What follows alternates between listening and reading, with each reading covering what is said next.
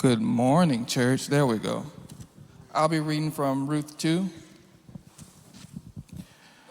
Now Naomi had a relative of her husband's, a worthy man of the clan of Elimelech, whose name was Boaz. And Ruth the Moabite said to Naomi, "Let me go to the field and glean among the ears of grain after him, in whose sight I shall find favor." And she said to her, "Go, my daughter."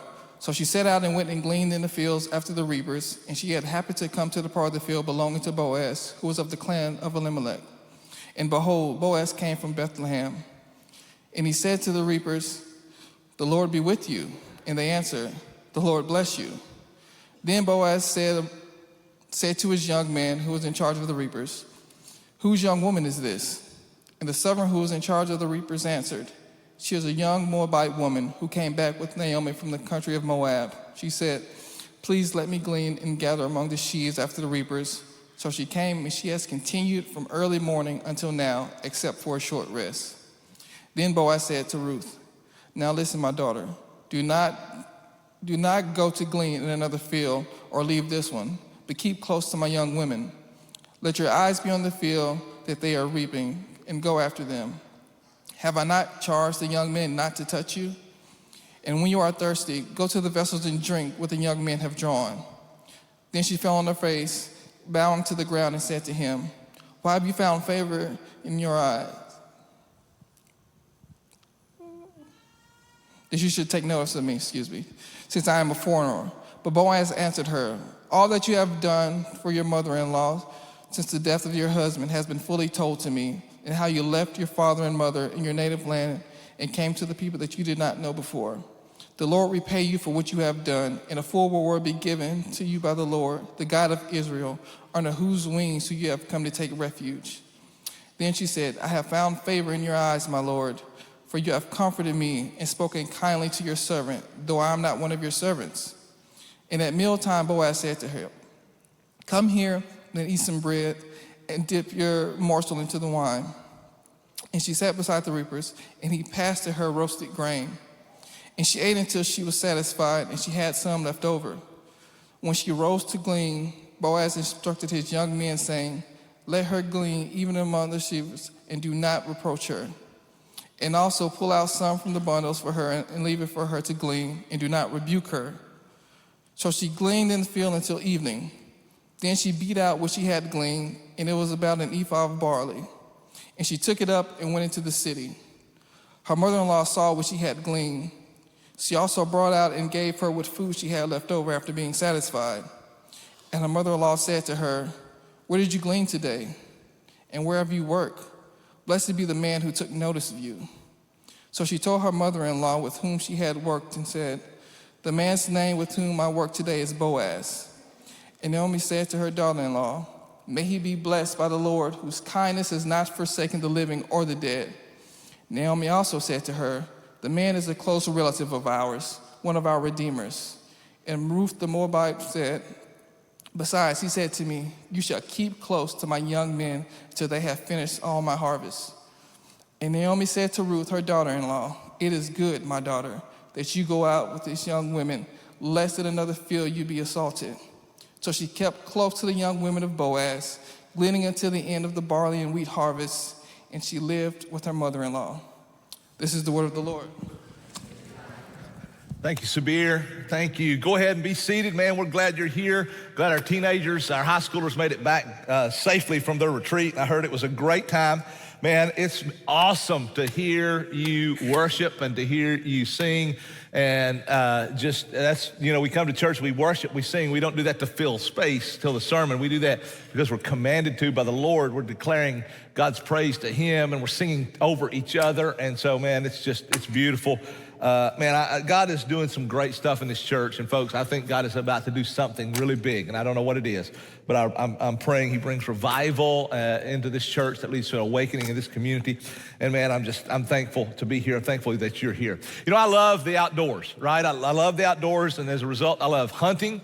I love deer blinds, and I love deer stands and duck blinds and all that kind of stuff. I love it all. The one thing I don't like about it, and I don't like it at all, is that you have to get up so early to do it, right? I mean, you have to get up at 4 a.m. In order to go hunting, or and so, I don't sleep late, but I hate getting up at 4 a.m., right? I mean, man, who likes getting up? God made that time to sleep, and so I hate getting up that early, but I do because I like hunting so much. But here's, when you get up at 4 a.m. and you go in the woods and it's dark, right? I mean, you learn something. You've heard the old saying, it's darkest before the dawn. It's true. Man, you go out and you get in the woods at 5 a.m. and it's dark, but just before dawn, the darkness goes to a whole nother level. I mean, you can't even see your hand in front of your face, right? And then all of a sudden, dawn appears and bam, there it is, it's light. We know what, that's true, and what we're gonna find out in Ruth today is that's true not only environmentally, but it's also true emotionally. When you're suffering, when you are grieving, when you're hurting, when you're in that deep, dark night of the soul, you can't even see the truth in front of your face, right? I mean, you're grieving, you're hurting. It's hard to see the truth in front of your face. But here's what I know, environmentally, and I also know emotionally, it's always darkest just before the dawn, right? And that's what we're gonna learn today in the book of Ruth. Ruth chapter 1 was a dark chapter.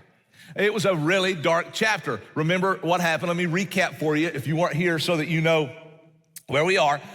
Elimelech moved his family from Bethlehem to Moab, right? It seemed like a pretty good decision because Bethlehem was under a famine. There was literally no food in Bethlehem. He had a wife and 2 boys, and so moving his family to Moab seemed like a logical, good idea. Family needs to eat, but it was a horrible idea because it was made from logic and human reason and not from faith and God's word. And so Elimelech and his family moved in, and they hadn't hardly got their pictures hung on the wall until Elimelech died. And now his wife, Naomi, is in a foreign country that she does not know with only 2 boys, and her husband's dead. Not long before her boys get married, they marry Moabite women named Orpah and Ruth. And so, man, now at least she's got 2 daughters-in-law. They're married about 10 years, and both boys, before Ruth or Orpah could have any children, both boys died. And so now Ruth is left destitute. She has no kids. She has no husband. She has no hope. I mean, her future has been stripped away. She is angry. She is bitter. She doesn't know what to do. It's a dark, dark place. All of a sudden, she hears that there's bread back in the house of bread. Bethlehem means house of bread. There's bread back in the house of bread. So she says, I'm going back home. And so she takes off, and her daughters-in-law are committed to going with her. They're going to follow her and go with her, but she stops, and she probably realizes, I won't even be able to take care of myself, let alone feed 2 more mouths. So she stops and she says, hey, ladies, listen, you need to go back into Moab and find a husband. You'll never be able to find a husband in Israel. In Israel, they do not like Moabites because of our history together. We've sort of been Hatfield and McCoy. We've been sort of enemies. And Israel doesn't like, you won't be able to find a husband. You'll be destitute. You'll be an outcast. You'll be, snickered at. Don't even go back, find a husband. You can find a husband in Moab. Go back and find a husband, live a long, full life, and I'll go back and go on. So Orpah, she decides she's gonna go back, take Naomi's advice, but Ruth doubles down her commitment. She doubles down her commitment, and she says, look, don't talk to me about going back. I'm committed to you. Where you go, I go. Your people are my people. Your God is my God. Where you live, I live. When you die, where you die, I die. I'll be buried with you. She makes the language she uses is not just a commitment, it is a covenant. Basically, it's the language of marriage. She says, I'll never leave you nor forsake you, sickness and in health, good and the bad. She's making a covenant with Naomi. And so Naomi knows, man, I mean, she's committed here. She's for real. So they go on, they get to Bethlehem. When they arrive in Bethlehem, the ladies in the town are all astir about their arrival. And she says, look, it's Naomi. And Naomi is so bitter. She's so destitute. She's so hopeless. She says, don't call me Naomi. Naomi meant sweetheart or sweetness. She said, don't call me Naomi. I'm not sweetheart. Call me Mara. Mara means bitter. She says, I'm not a sweetheart anymore. I'm a bitter old lady, right? And so chapter 1 is a dark, dark chapter. It's a chapter that rings true, and it's a chapter that runs around our mind because most of us have been in a dark place before. Some of you are in a dark place now, and if not, you will be tomorrow, or in the future. That's life, right? We live in a world broken by sin. So this book is so amazing and has so much for us. But even though chapter 1's dark, it ends, the very last words of the verse are words of hope. It says that they arrive in Bethlehem at the beginning of the barley harvest. They arrive at the beginning of the harvest, and these are words of hope. And so here's what we're gonna learn today. I wanna look at, as we dive into this, I wanna look at a few truths about Ruth that I think will greatly speak into our lives. First is Ruth wasn't lazy, okay? Ruth wasn't lazy. Now, after getting settled in their new digs in Bethlehem, Ruth, foreign land, knows no one, right? Everybody's sort of, jeering at her. Everybody's sort of looking at her when she goes out the door. All of a sudden, they get in their new digs, they get settled. She looks through the cabinets and she realizes, man, we don't even have a bag of ramen noodles in the cabinet, right? I mean, we have nothing. I've got to get some food here. So she tells her mother-in-law, Naomi, she says, hey, I'm gonna go glean in the field of any farmer who will have mercy on me, right? And so let me explain to you what this was. Every generation in every nation has dealt with poverty. The world has been broken by sin. And as the world has been broken by sin, poverty is in the world. It's not the way God created the world, but that's the way the world is because of sin. And so as a result of sin, every generation and every nation throughout all of history has dealt with poverty, has seen poverty, has lived in poverty. And we know that full well as we see impoverished folks and as we see poverty all around us, right? And so one of the ways that God designed for his people to be taken care of in poverty was through the act of gleaning. And so what happened was God provided for his people in poverty because he knew that some would be poor, some would go into debt, some would go into slavery. And he's like, how do I provide? So he provided, and it wasn't sitting back and, waiting on a check from the government. It was going to work, to be quite honest. It was working hard.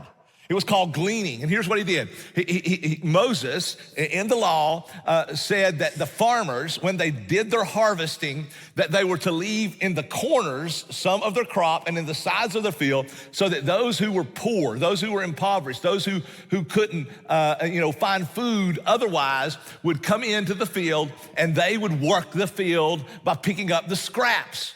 It was subsistence living, basically. It would be like today, if you have nothing, rather than just sitting back, you go to work, you go out and you go walk through the neighborhoods and walk down the highways and you pick up tin cans and you go sell them and take that money and buy food. That's what we're talking about here. If you want a modern day example, it was hard work. It was hot work. It was not an easy job, and it was a very dangerous job for a woman, especially a young woman who was from out of town, from a different place. No one really knew who she was, where she came from. So it would have been very easy for a young woman to be taken advantage of, if you can imagine, doing this work. And so this is what Ruth was. Well, what we know from Ruth here is that Ruth, she showed a great example of a great faith and a great work ethic.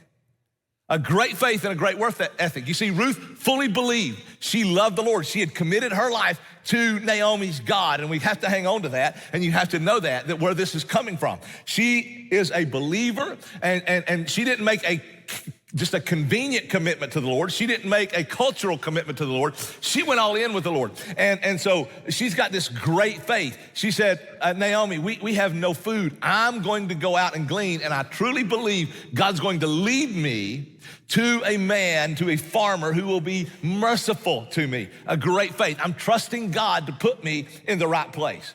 But at the same time, this great faith, she shows this great work ethic. You see, faith's not just sitting back on the couch praying, well, I hope it happens. It's praying, and then it's getting busy, right? And that's what Ruth did. She went out and she worked hard in the field in a hot, sweaty, dirty, back-breaking job. She worked hard. She prayed hard. Saint Augustine, he once said that you need to pray like it all depends upon the Lord, because it does. And you need to work as if it all depends upon you. You need to pray as if it all depends upon the Lord, and you need to work as if it all depends upon you. You see, this is a beautiful statement because it brings together these twin doctrines that run through Scripture from page 1 to the end of the book. These twin doctrines of God's responsibility. God is in total control of everything that happens. His providential running of the world, his sovereignty, nothing happens outside of his will. He's in control. But there's also this doctrine of human responsibility, that we have responsibility in the decisions that we make and in the things that we do. And so this is beautiful because we should literally, in every aspect of our life, pray as if it all depends upon the Lord, because it does, and work as if it all depends upon us. This is true in everything. This is true in your marriage. You know, your marriage is not easy because we live in a broken world. God didn't create it that way, but because of sin, marriage is not easy. And so what do? If we want to thrive in our marriage and have a marriage that's life-giving and not life-sucking, then we need to pray, God bless my marriage. God, would you please help me to be a better husband? Would you please help us to reflect your glory? Would you please, God, give us a better marriage? You better pray for your marriage every day of your life. There shouldn't be a day that you don't pray for your marriage. But it doesn't just stop there. It's not just praying and sitting back and waiting for the check to fall out of the sky or arrive in the mail. It's not naming it and claiming it. That's not what Ruth did. Ruth didn't just name it and claim it and sitting back and waiting for a check to show up in the mailbox and say, oh, well, I'm getting a check every month, so I don't have to go to work. That's not what she did. She prayed and she went to work. And in your marriage, you got to pray every day, and then you got to go to work in your marriage. It takes work. It's the same with raising your kids, right? I mean, man, you pray, God, help them to follow you, help them to love you, help me to raise them and get them out of the house, not to just to survive, but thrive, to be good husbands and to be good wives, and help me, God, to do that. You pray for your kids, keep them close to you. You pray, but man, you put in the work. You do this in spiritual growth, right? You pray, God, help me to grow. Help me to know you more. Help me to know you deeper. Help me to have a love for your word. Help me to have a love for your gospel, for sharing. You pray, but you just don't sit back and expect God to just drop it in, and it's God who sanctifies you. But then you go to work, man. You have to get up. You have to get into the word. You have to get on your knees. You have to pray. Every area of your life, same in your job, right? God bless me. Help me to be effective in what I do. But man, it just doesn't happen if you just don't show up to work. You got to go to work.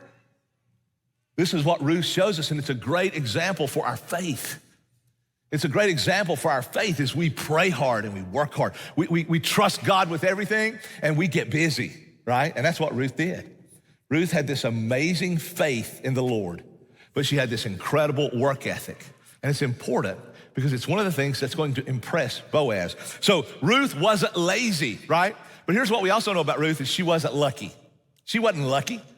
Now, you say, well, hold on a minute, she's pretty lucky. You know, we know the end of the story. Now, Ruth wasn't lucky at all, right? But let me explain. After getting settled in, you know, she wanted to go glean, and here's what happened.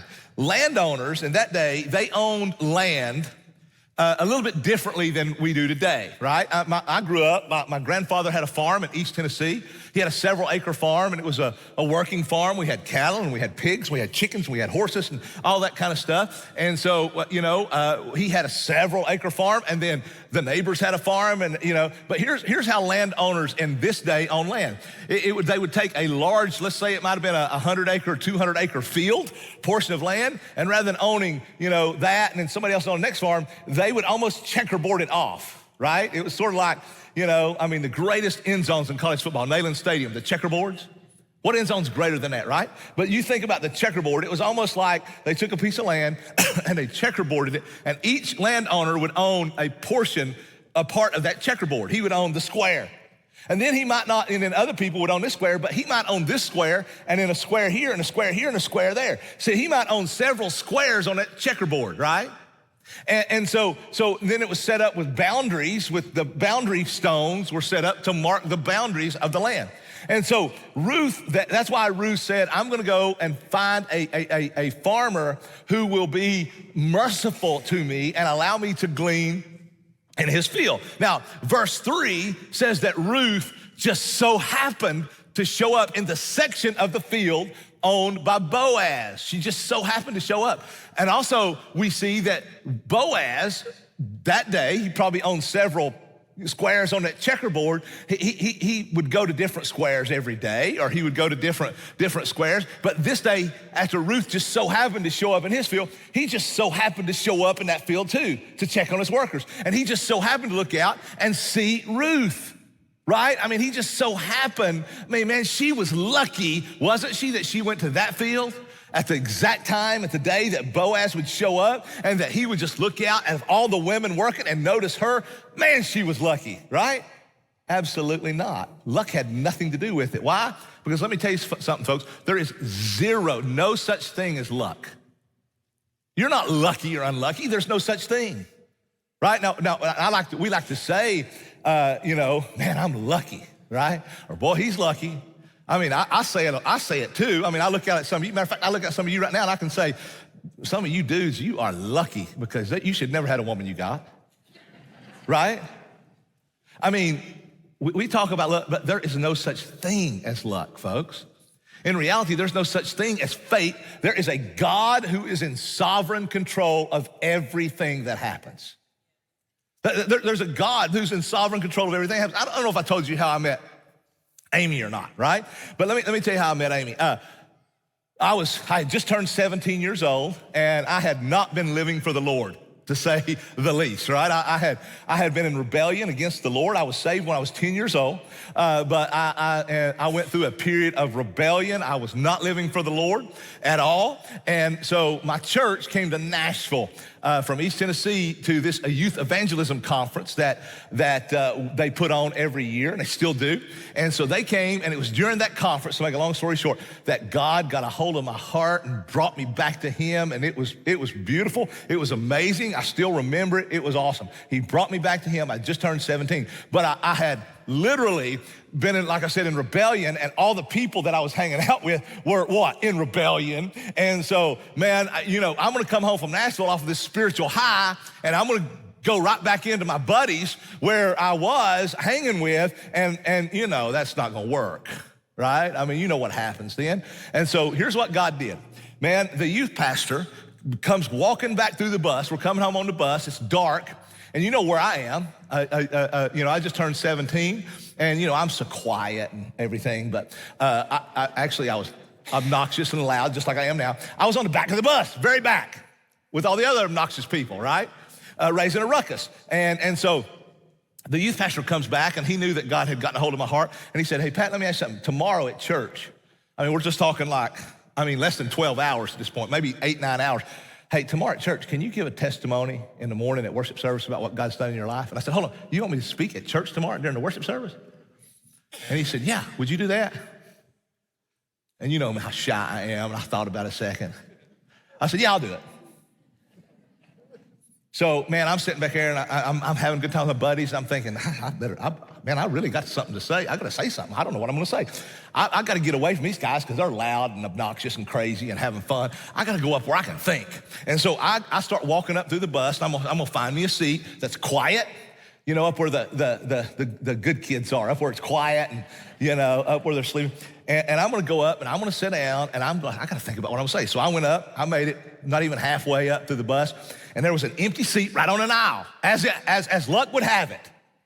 As just so happened to be an empty seat right on an aisle. I'm thinking, what? I sit down in an empty seat, and I'm thinking, man, I got to start thinking. And I look over, and right on this aisle seat was Amy. And I looked at her, and then, it's like, to be honest, I didn't think about what I was gonna say tomorrow, the rest of the trip. It's not what I was thinking about. I was talking to her. And I ended up marrying her. Now, was I not lucky that there just happened to be a seat on this aisle when Amy was sitting on this aisle? Was I not just absolutely lucky? Fate, the universe just threw us together. Right? I mean, I was so lucky. Folks, luck had zero to do with it. There was no luck. There was no fate. Let me tell you what had to do with it. God. God knew you're gonna go home. You're gonna run around with the same boys you run around with. You're gonna keep doing the same things you're doing. So I'm gonna give you an anchor. And it's Amy. And not only is she gonna anchor you until you can stand on your own, you are gonna marry this woman. God. That was not luck. That was not fate. That was a sovereign God. I don't know if I told you how I got here to LifePoint, which was First Baptist Smyrna then. First day of seminary. Amy and I, after we got married, we moved to Fort Worth, Texas to go to seminary. And man, I was in line to register for seminary classes. You know, standing in line to register, and some you kids are going, stand in line to register? Why'd you have to stand in line to register? Couldn't you just do it on a computer? Man, I didn't have no computer. I didn't have a computer. Listen, I didn't have a cell phone. You couldn't register online in a computer. You kids today, man, we walked uphill to school both ways in the snow over our head. Okay? I mean, we didn't have computers. This is what I had. This is what I had to do my papers on. Tink, tink, tink, tink, tink. Tink, tink, tink, tink. Let me be real. I never touched a typewriter. Amy did it. Amy made straight A's in seminary, folks, I'm telling you. And college. And my senior year of high school was all Amy, okay? So you're thinking, why did he just preach that? I don't know, ask Amy. She's the one that went to seminary. I just got the grades. So we were standing in line. I was standing in line at seminary to register. And I look back, and Kyle likes to joke about my briefcase, you know, that I had.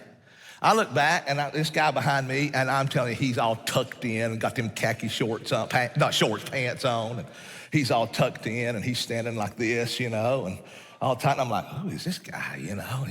I'm kidding. We all had to wear khakis because seminary, that's another thing, kids. We had to wear khakis and tuck in, right? Kyle talks about my Kingdom Kit briefcase. He had them Kingdom khakis on, so, but man, we struck up a conversation, and I'm telling you what, man, the Lord put Kyle there. He put me there. Of all these people in line to register, me and Kyle like this, and we became just best buds through seminary. Kyle goes to Florida to be a youth pastor. I'm still in Texas. Kyle's pastor there. Ken Hubbard was the pastor here. They were buddies. He comes down to do a revival. He said, I need a youth pastor. He looked at Kyle and said, I can't steal you. Bill, his pastor, was my buddy. He'll kill me. Who do you recommend? He said, I recommend. Somebody gave him my name. 29 years later, here I am. I mean, that, as luck would have it, I stood in line in front of Kyle going. As luck, fate, man, the universe put Kyle and me together at that time. Yeah, if you're a nut job, the universe did. Listen, that's not what happened. There's no luck, there's no fate, there's God. Now, I could go on. I could go on and on and on and on and on. You could too, right? Because that what we have is we have a God who's, Ruth didn't just happen to do anything, right? It was the plan of God. The writer says Ruth just so happened. And if you knew the tone of that, this would be like this. Ruth just so happened to go to this field. He's being sarcastic, right? He's letting us know Ruth didn't just so happen to do anything. This was God moving the pieces on that checkerboard. This was God moving everybody in place just as he wanted. God is working supernaturally, folks, right now in your life. As John Piper says, God's doing 10,000 things in your life right now, and you might be aware of only one of them, but he's doing 10,000 things that you are completely unaware of. He is supernaturally involved. He is supernaturally active. He's moving the pieces around. He's involved in every circumstance. He's involved in every heartbreak. He's involved in every meeting. You say, oh, my kids are off the rails. Yeah, God's involved in that. Oh, my marriage is, God's involved in that. Oh, I lost it. God's involved in everything that happens. God's involved in. He is sovereign. He is faithful, and he is involved, right? And so then the writer tells us a few important facts about Boaz. He tells us, one, Boaz is a worthy man. Now, the word worthy carries a lot of meaning to it, right? It basically means he was a valiant man. He was a wealthy man who was very generous, not just wealthy, but generous with his wealth. It means that he had a high integrity. He had high character. He basically had a high place and high standing, a very important man in Bethlehem. So we're starting to learn a little bit about Boaz. And then it says that he was of the clan of Elimelech. Now, what does that mean? Well, the clan of Elimelech, every individual was a part of a family was a part of a clan was a part of a tribe, the tribes made Israel, right? And so it's important in the economy of what's going on. So he is of the clan of Elimelech, meaning he is a distant relative of Naomi, okay? It's important, so we need to hang on to that. So he pulls up, Boaz, he pulls up here, and if you will, he pulls up in his black SUV, tinted window spinners on the wheels. He pulls up, he gets out of his SUV, and the first thing he says to his employees, he's there to check on his work. The first thing he says to his employees is, "The Lord be with you," and they say, "The Lord bless you." That's probably what's gonna happen when you go to work tomorrow, right? Your boss is gonna say, "The Lord be with you," and you're gonna say, "The Lord bless you. God bless you, God bless you." Oh, God bless you. You know, that's no, it's probably not, right? But here's what this tells us about Boaz. Boaz loved the Lord. Boaz honored God with his work. Boaz wanted to bless his employees and the people around him. This tells us a lot about Boaz, right? Most farmers, most landowners that day, they didn't even notice their workers. They didn't even they didn't see their workers. If they did see them, look at them, they looked at them with suspicion, disgust, and distrust, because they're nowhere near my status, right? That's not what Boaz did. Boaz saw his workers. He wanted to bless his workers because he loved the Lord. And let me ask you this: how do you see people who are on the fringes?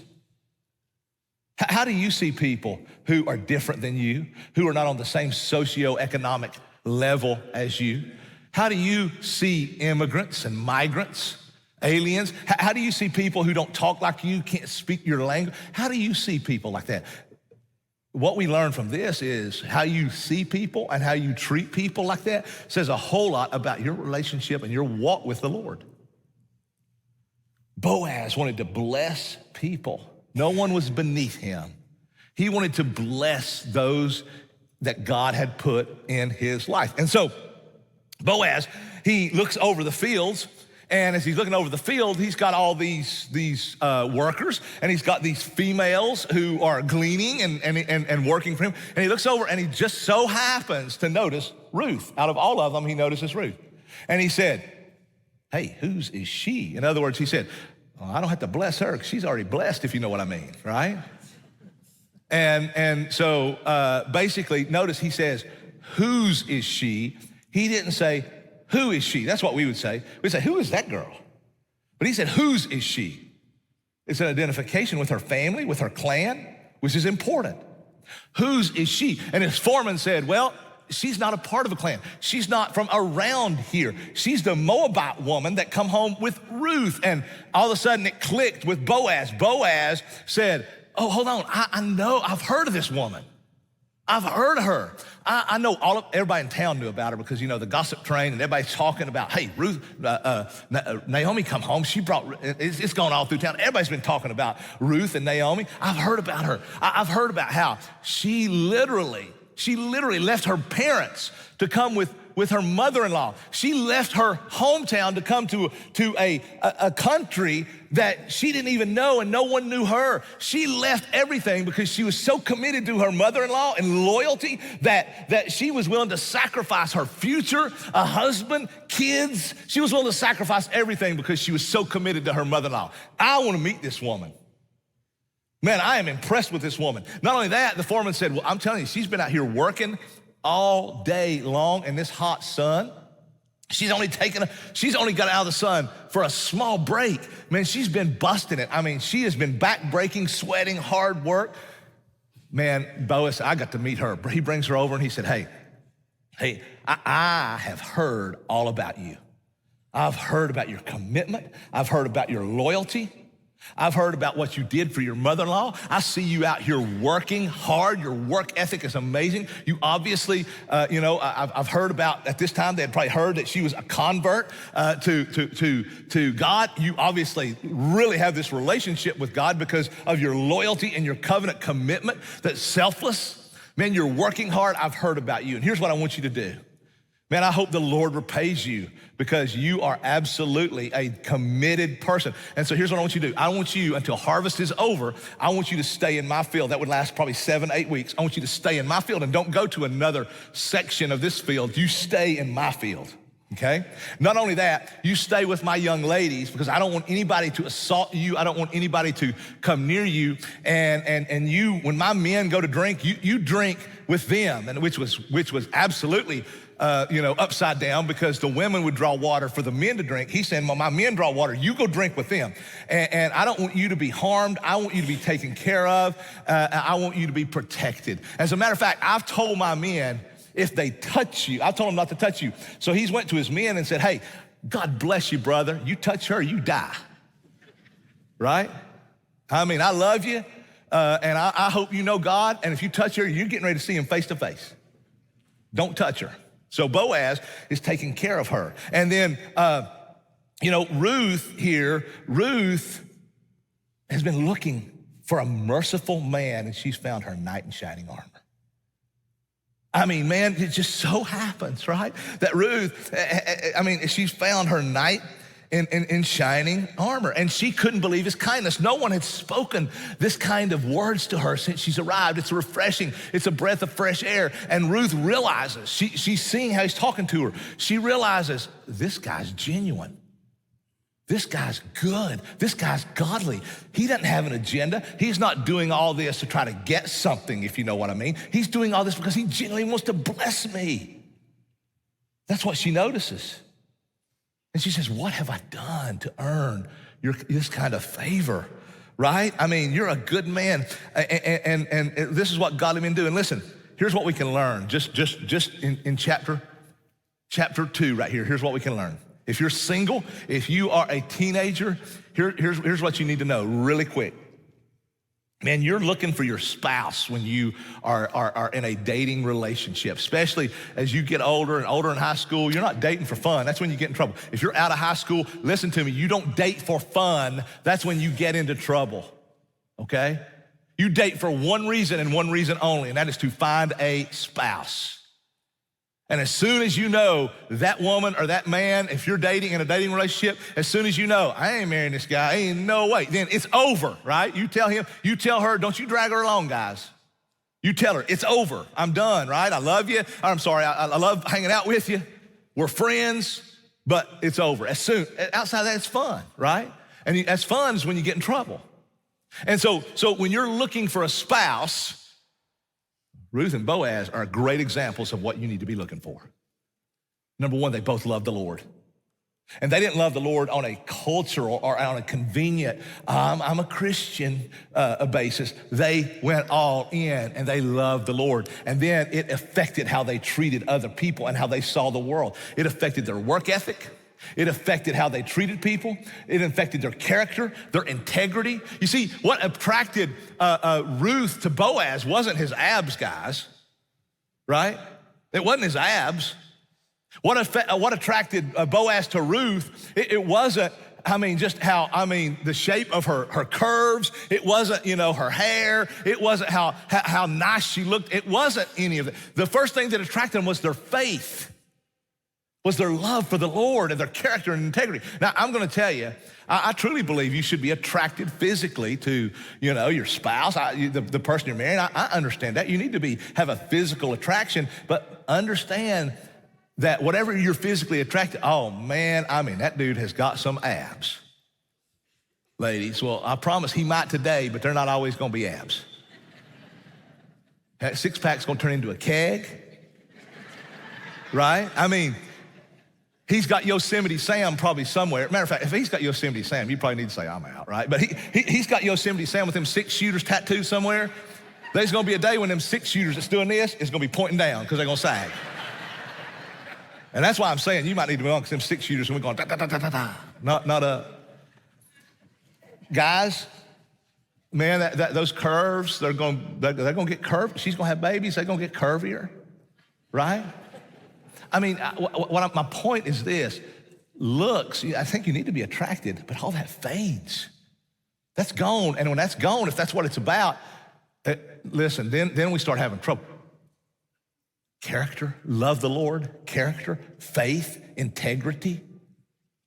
This is what attracted these two to each other. That is when you start looking for a spouse, this is what you look for, right?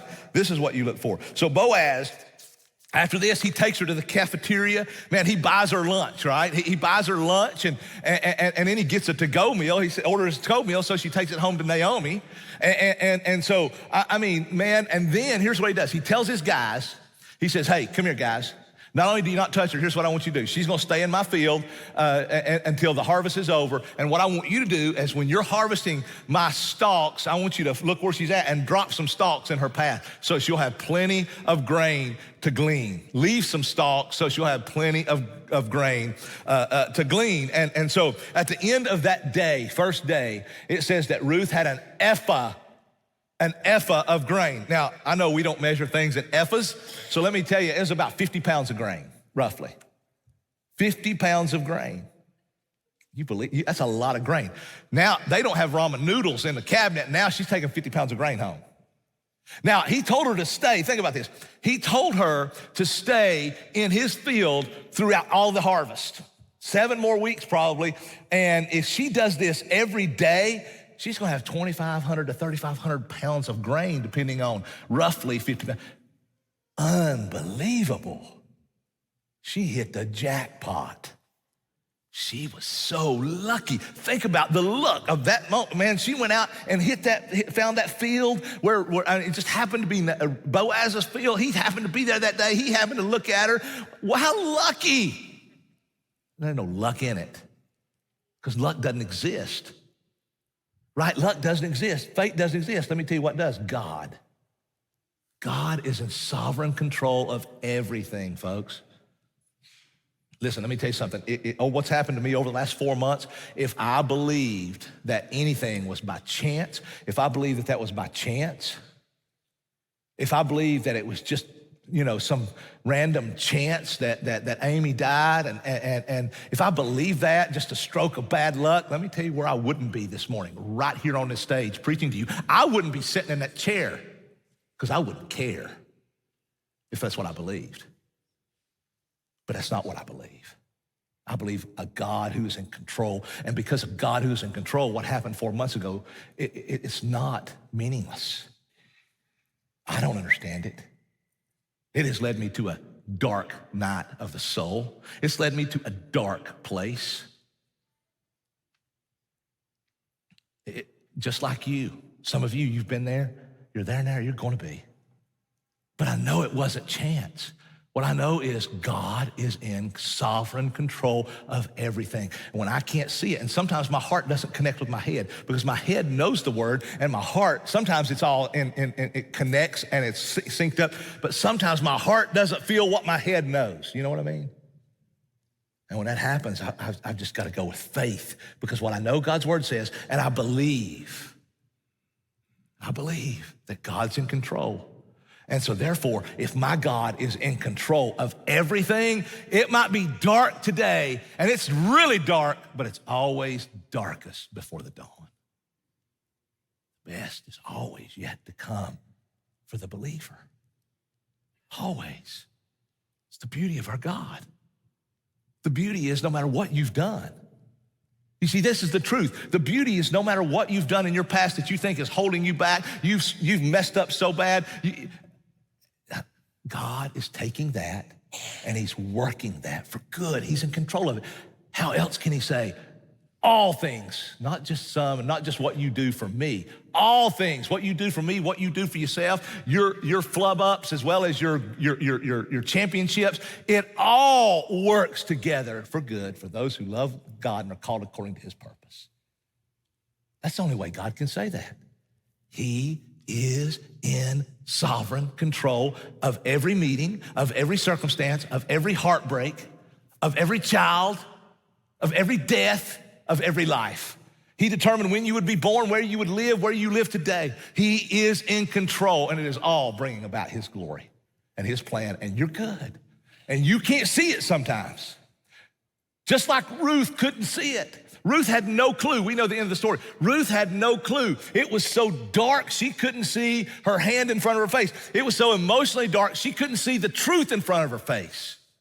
I'm destitute, I'm starving. Naomi was starving, destitute, no family, no kids, no hope. She didn't know what was gonna happen. She didn't know that it was really dark, but the sun was about to bust over the horizon. It's always darkest before the dawn. It's always darkest before the dawn. Now, one last thing is that Ruth wasn't lazy, Ruth wasn't lucky, and Ruth was not left behind. Ruth was not left behind. God hadn't left Ruth and Naomi behind. It looks like God did. Naomi said God had. I went away full. God has brought me back empty. God has done this. I mean, God has left me behind. God doesn't know me. That's what happened to her. She was bitter. She was angry. Her future had been stripped away. Her husband died. Her sons died. She had no grandkids. She had nothing. She blamed God. It's dark. But Ruth comes home. You never know what's coming through the door. You never know in what moment, man, the hope is gonna spring eternal. You never know at what moment God's gonna start going, listen, hang on. Ruth comes through the door with almost 50 pounds of grain and a to-go meal from Longhorn. I mean, here you go. And she's like, what in the world? Where did you get this? I mean, you got all this grain. What in the world? And Ruth starts telling her the story. And all of a sudden, Naomi, who's been bitter and angry and destitute and blaming God, all of a sudden she begins to realize, wait a minute, God is in sovereign control, and God is gracious, and God is good. She begins to go, hold on a minute, man. My head's not been connecting with my heart. And all of a sudden, and this will happen to you, your head's not gonna connect with your heart. What you know is not gonna connect with what you feel. And all of a sudden, there's gonna be some things where it just starts coming back together. And that's what's happening with Naomi right now. She's going, God is good. God is faithful. Maybe God hasn't forgotten me. And then she says, what was his name? His name was Boaz. And Naomi says, oh, praise the Lord. Boaz is one of our redeemers. He's one of our kinsman redeemers. And what's that?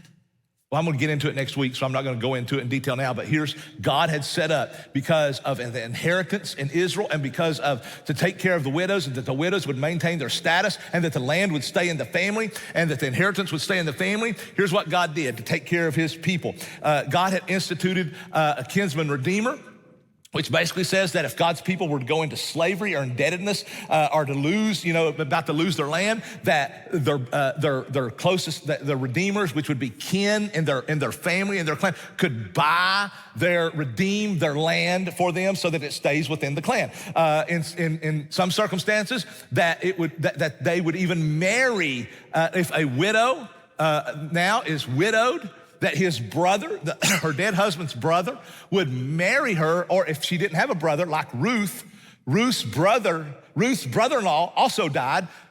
He didn't have another brother, so someone now in the family, it goes down the line, someone in the family could marry her. It's called the Levirate marriage, because to give her, number one, status in the society, to give her a way she could make a living, because there was no Social Security, no way of taking care of widows, destitute without a husband or a son to take care of you. She had neither. So either her brother or down the line would marry her, and then when they conceived and had a child, that child would carry the name of her dead husband, the first child, so all inheritance rights went to that child. Remember that as we go down the line in Ruth, okay? And so Naomi said, praise the Lord. She's beginning to see, hold on a minute, God is at work. Man, I arrived in Bethlehem thinking that there's no way that Ruth will ever find a husband. Remember, she said, you can't find a husband. You go back to Moab where you can find a husband. You're not gonna find a husband in Israel. You're gonna be destitute. Your future is gonna be like stripped away. I mean, you're gonna be jeered at. You're gonna be low rung you're not even gonna be on the ladder at all. You're gonna be on the dirt. So don't go with me. Now all of a sudden, God shows her, wait a minute. He's one of our redeemers, and God's beginning to shine hope in her life. All of a sudden she realizes, maybe God hasn't left us behind. God has not left us behind. But here's the thing, the law didn't apply to those outside of Israel, so when it come down to it, Boaz had a loophole. He had a loophole. He could have gotten out of this thing because he had a loophole, but Boaz wasn't looking for a loophole. He wasn't looking for the least he could do. He was looking for how he could be a blessing to God's people. He was looking for the most he could do for God's people. He was committed to hesed. Hesed is this covenant loyalty, H-E-S-E-D. It's important. It's mentioned over 250 times in the Old Testament alone. And when you see the word steadfast love, when I read Amy's Bible, steadfast love, she had underlined it all through her Bible. It was so important. She had annotated. She had drawn hearts beside of it. It was so important to her. What does it mean? Well, this hesed, this hesed is much more than a feeling of love. It's much more than a feeling. It's an action. It's a feeling that leads to committed action. I will never leave you nor forsake you. That's hesed, right? I will do for you no matter what you do for me. That's hesed. It's a committed love of loyalty and faithfulness. That's why we're calling this love and faithfulness. Boaz had this kind of hesed love because he was a strong believer in the Lord. He loved the Lord. He wasn't looking for the least he could do. He was looking for absolutely everything he could do for God's people.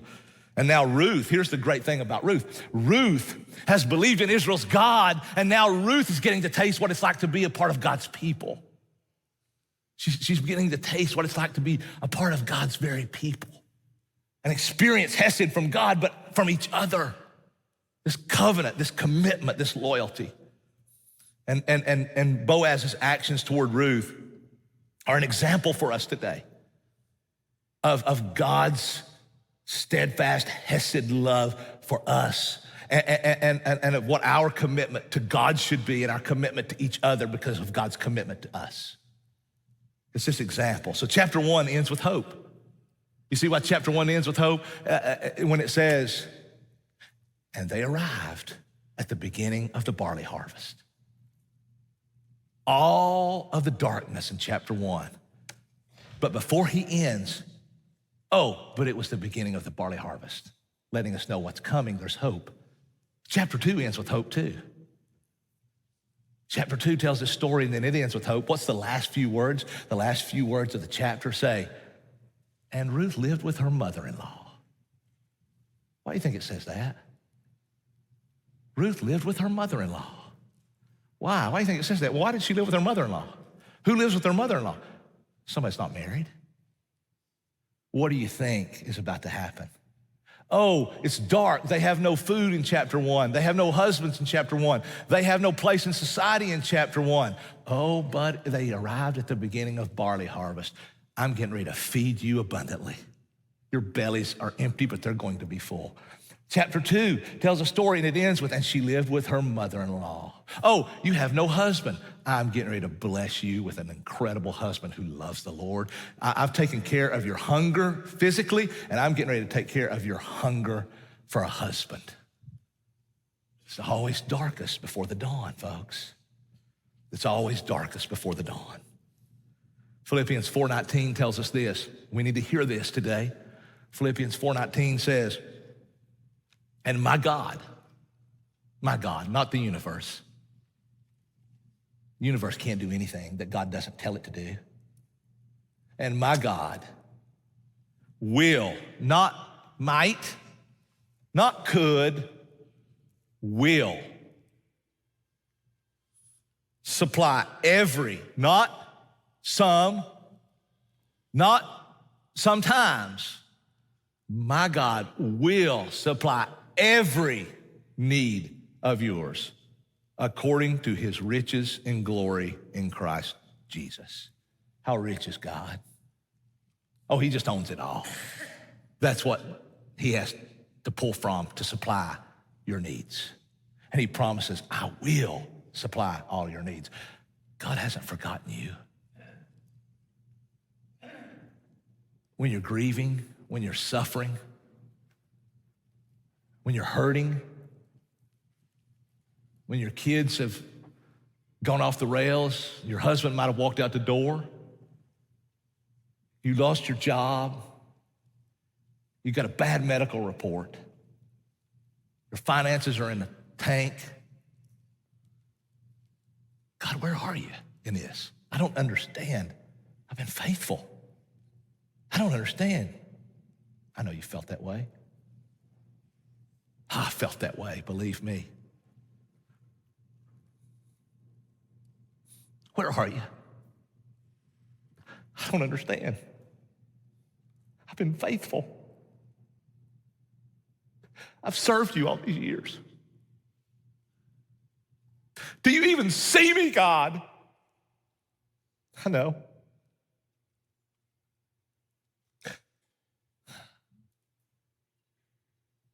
Here's what I know from Ruth. God sees. Here's what my head knows. God knows the number of hairs on your head. He knows where you are. He's not turned his back on you. I don't know why you go through what you go through. I don't. Sometimes there are no answers, but there's faith. I don't know why. But here's what I do know. You might not think God cares, but he does.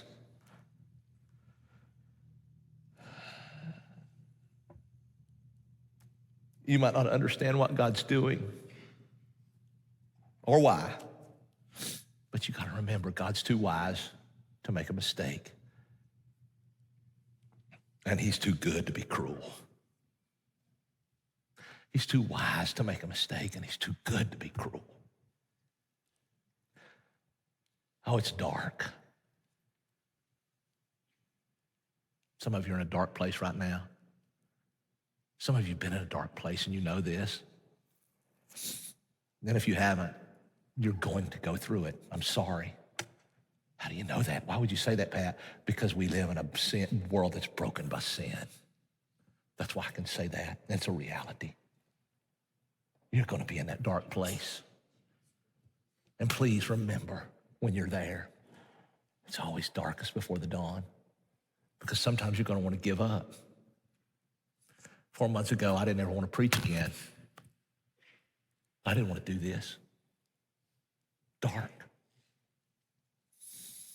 I didn't want to do this. I wanted to give up. And I know some of you do right now. You will. Won't be the last time I do either. We must remember it's always darkest before the dawn. God is too wise to make a mistake, and he's too good to be cruel. He hasn't turned his back on you. He knows the number of hairs on your head. He knows where you are, and he is taking everything in your life, and he's working them in ways that you can never see or even understand to bring about his glory and your good. He's in control of them. He's in control of them, and it's always darkest before the dawn.